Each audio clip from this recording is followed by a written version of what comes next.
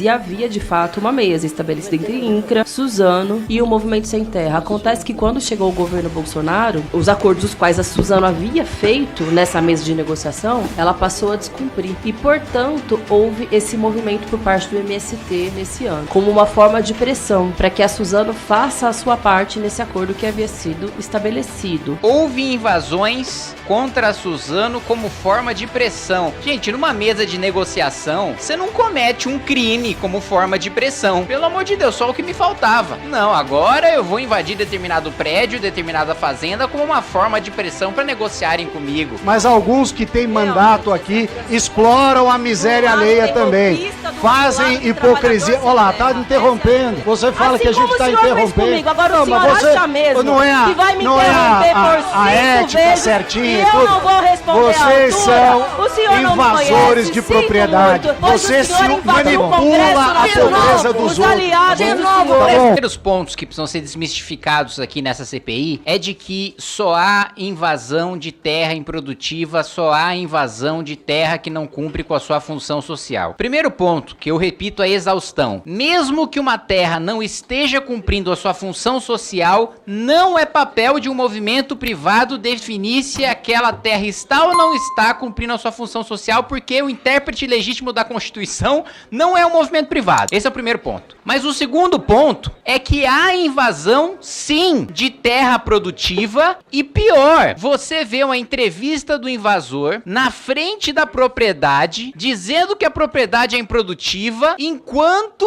a silvicultura é derrubada atrás dele no meio da entrevista. E ele ainda diz que aquela propriedade está sendo invadida por cometer crimes ambientais. Mais uma vez, não é papel de um movimento privado definir se uma propriedade está cometendo crime ambiental ou se não está cometendo crime ambiental. Virou o quê? Gotham agora? Cada um vai lá e faz a sua fiscalização, a justiça com as próprias mãos? Não é assim que funciona. Mas para além disso, a propriedade em questão, e a gente está falando aqui de um convite de uma vítima, era uma propriedade de silvicultura de floresta plantada que, portanto, sequestra carbono, tem um impacto ambiental positivo, foi premiado internacionalmente pela sua responsabilidade social, ou seja, os funcionários são bem tratados, ganham bem, elogiam a empresa, ambiental, ou seja, sequestra carbono, traz benefício ao meio ambiente e não há nenhum desmatamento ilegal, pelo contrário, você tem floresta plantada, repetindo, e em terceiro ponto, governamental, ou seja, a agenda ESG que é tão divulgada, que é tão propagada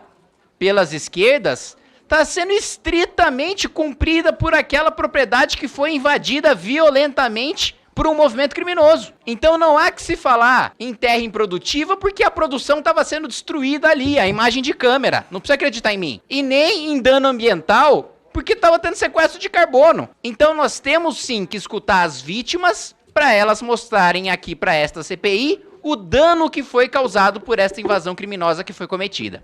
Por isso, o requerimento extrapauta, presidente. Com 16 votos sim, 5 não, está aprovado o requerimento. Presidente, na verdade, em 2007 começaram-se de fato alguns conflitos lá no estado da Bahia, entre o movimento e também a Suzano, e aí em 2011 chegou a uma tentativa de estabelecimento de uma mesa de negociação, e aí em 2015 foram encaminhados os primeiros acordos, e havia de fato uma mesa estabelecida entre INCRA, Suzano e o Movimento Sem Terra. Acontece que quando chegou o governo Bolsonaro, os acordos os quais a Suzano havia feito nessa mesa de negociação, ela passou a descumprir. E, portanto, houve esse movimento por parte do MST nesse ano, como uma forma de pressão para que a Suzano faça a sua parte nesse acordo que havia sido estabelecido.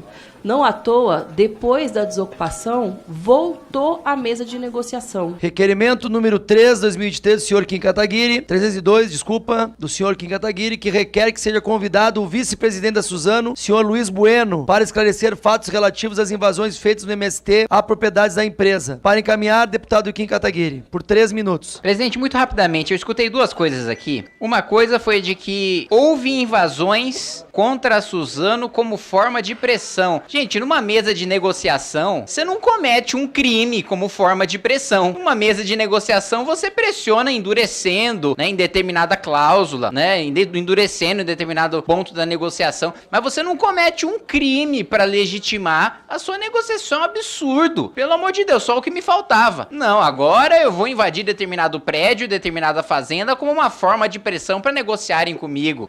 Isso não existe. E outra coisa que foi colocada aqui por outro deputado é: eu não vou votar esse requerimento porque este requerimento é uma perseguição contra a Suzano. Não, pera aí, gente, eu tô apresentando esse requerimento para escutar como vítima, como gente que foi invadida. Como é que eu tô perseguindo uma pessoa que foi vítima, que vem aqui? A todos os meus questionamentos vão ser no sentido de o que foi prejudicado, o que foi invadido, qual produção que foi prejudicada. Não, o sujeito não tá vindo aqui como investigado, não. Ele tá vindo aqui para prestar esclarecimentos sobre as fazendas que foram invadidas. Então, assim, é um descolamento da realidade por parte do discurso do governo gigantesco. Primeiro, você falar que cometeu um crime legitima uma mesa de negociação. E segundo, você chamar uma vítima significa que você tá perseguindo aquela vítima para escutar o depoimento da vítima. Isso é o básico de qualquer investigação. Por isso, a orientação é sim, presidente. Em votação, requerimento 302/2023, os deputados que aprovem permaneçam como se acham. Aprovado. Toda essa irritação é porque quando nós adentramos o acampamento, a invasão, o local onde houve desrespeito ao direito de propriedade, onde não se produzia nada, estava coalhado de propaganda eleitoral da deputada que aqui me atacou. E portanto, restou claro que não só o Zé Rainha utiliza e explora a pobreza alheia, mas alguns que têm mandato aqui exploram a miséria alheia também. Fazem hipocrisia. Olha lá, tá interrompendo. Você fala que a gente está interrompendo. Agora o senhor acha mesmo que vai me interromper por 5 ética vezes certinha. e eu não vou responder Vocês são o senhor não invasores me de propriedade. Você se manipula a pobreza dos outros. Tá bom. Isso aqui não é um local de ofensa verbal. Agressões pessoais aqui não serão permitidas. Essa turma que se diz defensora, no fundo, utiliza a pobreza alheia para ter ganhos políticos. Manipula aqueles coitados que estão lá para ter ganho político. Fazem daquela invasão que lá está. Deixa eu falar. Deixa eu falar, deputado. Dá uma choradinha, dá uma choradinha aí. Tá bom? Bom, o fato é o seguinte. No gabinete. Você quer esconder alguém que você nomeia O fato é o seguinte, todo aquele local era usado e é usado para manipulação política da pobreza alheia e fazem com isso uma lavagem cerebral naqueles que lá estão. Portanto, daqui por diante, nós vamos convocar todas essas pessoas e a primeira que nós vamos convocar na segunda leva é a esposa do Zé Rainha, que trabalha no gabinete da deputada que aqui está. Pode ficar resmungando. Deputado Lucas Redecker. Essa ameaça que ele está fazendo é de quem não tem condição de cumprir o acordo que ele mesmo propôs ali na mesa através de Vossa Excelência.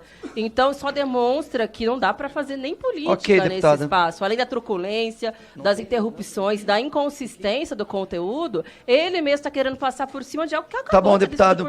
Com a palavra, deputado Kim Kataguiri. Eu não sei se a deputada Sâmia se refere a mim, eu não estou fazendo ameaça alguma, ao Kim contrário. Kataguiri, eu estou pedindo por a inclusão 10 na minutos, pauta deputado do requerimento pela convocação e pelo medo que eles têm de Rui Costa estar aqui. Senhor presidente, eu quero fazer coro aqui àqueles que constatam o fato de que há sim um terror quando se fala na convocação do ministro Rui Costa a esta CPI. Porque é impressionante, e aqui eu até elogio os parlamentares da base do governo. O esforço que os deputados da base do governo têm empreendido para que o ministro Rui Costa não seja convocado nesta CPI é impressionante. É impressionante. Eu não via tamanho esforço assim desde a CPMI do dia 8, em que eles se esforçaram muito para que não fosse convocado o ministro Flávio Dino e para que não fosse convocado o ministro G. Dias. Eu não via tamanho esforço assim desde que o presidente Lula atuou para que não caísse o sigilo das imagens do Palácio do Planalto. Ou seja, cheira muito mal esse medo em relação a convocar o ministro Rui Costa nessa CPI. A gente já sabe que a situação política do ministro Rui Costa não é das melhores. Alguns parlamentares do governo têm dito, não, ele tá fortalecido. Cá entre nós, todos nós sabemos que o ministro Rui Costa não tá fortalecido coisa nenhuma e que a fragilidade dele nessa casa especificamente é muito forte. E mais do que isso, foi passada este Congresso Nacional, e eu fui membro da comissão especial que analisou a medida provisória dos ministérios. O presidente Lula, na medida provisória original, passou os serviços de inteligência do Gabinete de Segurança Institucional, que é onde deveria ficar, porque o GSI é um ministério, como o próprio nome diz, institucional, que deve trazer informações de Estado, que deve estar a serviço do Estado, com E maiúsculo e não do governo. O presidente Lula, na medida provisória dos ministérios, passa os serviços de inteligência para a Casa Civil, o mais político dos ministérios. E agora, essas informações relativas ao MST estão sob a tutela do ministro Rui Costa. E mais do que isso, quando eu debati essa medida provisória com o líder do governo, o deputado Zé Guimarães, em plenário, o deputado Zé Guimarães disse, veja, vocês não têm o que se preocupar com os serviços de inteligência na Casa Civil, porque não é da natureza do governo petista perseguir adversários políticos. Pois muito bem, em 2016, e eu vou repetir aqui o que eu disse na comissão especial da medida provisória, a presidente Dilma Rousseff deu uma ordem para que o ministro da Justiça fizesse um dossiê contra mim, um menino de 19 anos de idade. Eis que eu tive acesso, por meio de uma ação na justiça, um habeas data, a trechos desse, porque eu fiquei muito curioso. O que a Dilma e o Cardoso descobriram sobre mim com 19 anos de idade para tentar me incriminar, para tentar deslegitimar o movimento pelo impeachment. E eu tive acesso a trechos desse dossiê que o Cardoso fez contra mim, contra o Movimento Brasil Livre, deputado Ricardo Salles. E dois dos pontos que o ministro Cardoso ressaltou, veja só onde é que foi a investigação do ministro Cardoso. Primeiro, que eu tinha recentemente sido contratado para ser colunista da Folha de São Paulo. Esse tinha sido um dos destaques do dossiê contra mim. Deveria ser